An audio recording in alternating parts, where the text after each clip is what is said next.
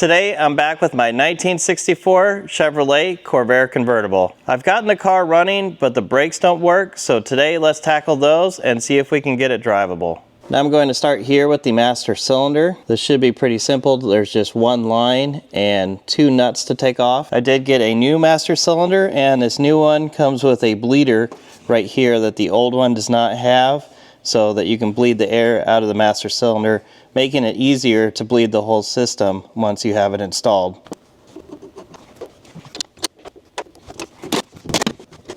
You can see the push rod that is connected to the pedal. I just want to line that up and get that in there before I put the master cylinder on.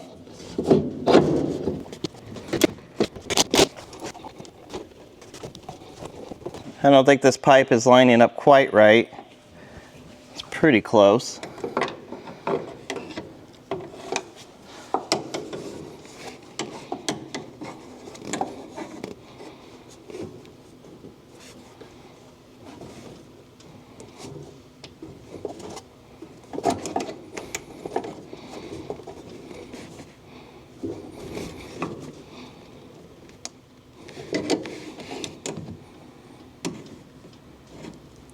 There we go.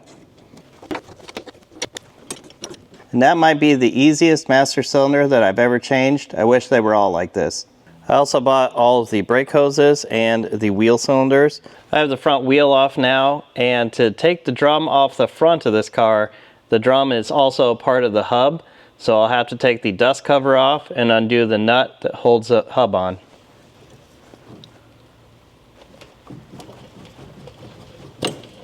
Underneath all this grease, there is going to be a cotter pin that keeps the castle nut from turning. Now let's see if the drum will come off.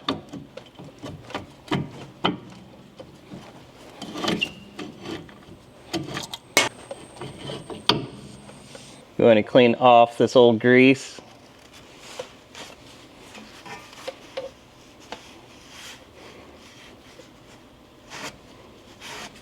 This is the front brake cylinder, and what we've been trying to get to, the hose connects directly to that, so I'll replace both of these at the same time.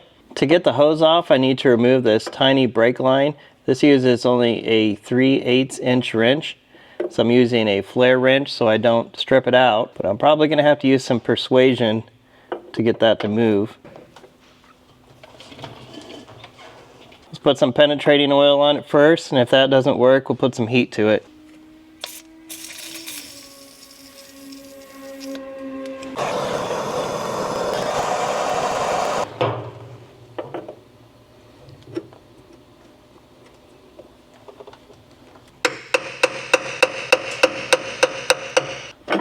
Can't tell if it's turning the nut or stripping the threads.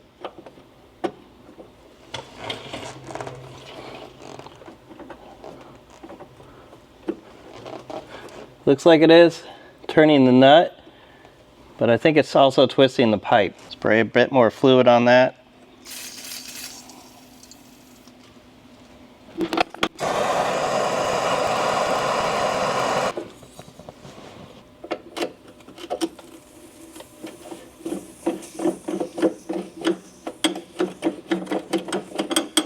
There we go. I think it broke free from the line now.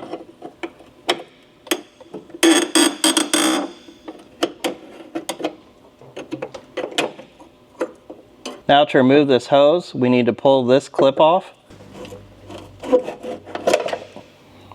There's a look at what that clip looks like. And then the hose unscrews from the back of the wheel cylinder.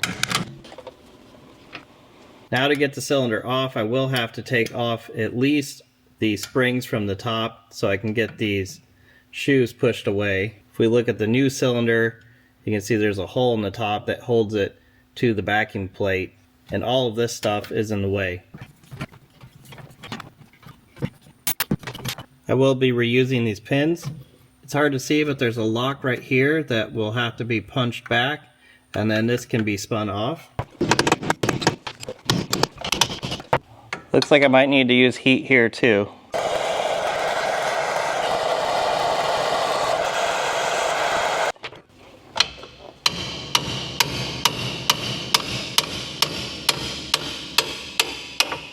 There it goes. There's that little lock. And the wheel cylinder. To put everything back, I just reverse this process.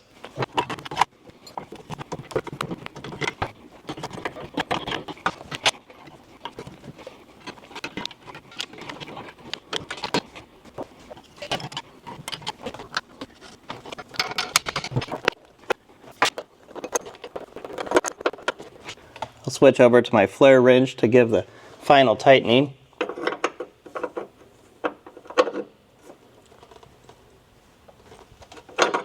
Now I'll re-grease everything. I almost forgot to put my locking tab back on.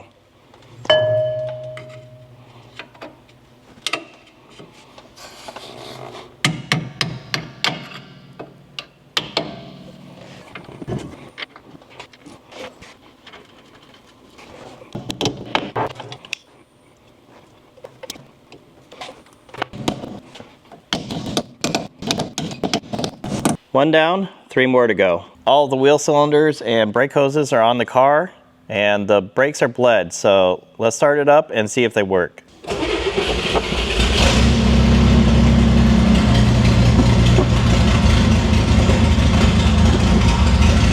right, we'll go forward. Need a little more speed and brake. Okay, looks like they work. Try reverse. Yep, they work pretty good.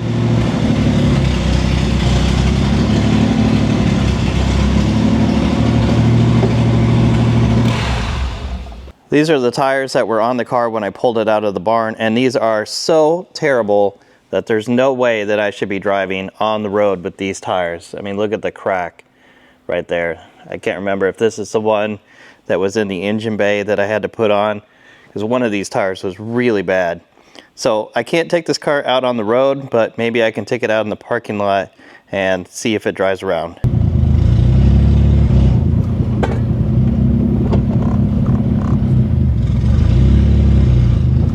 Stop.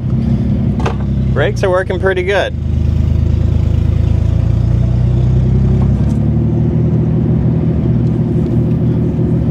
I'll hit the brakes.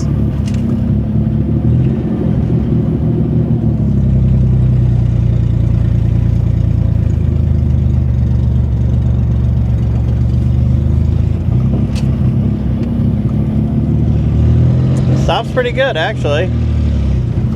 Especially for some old drum brakes.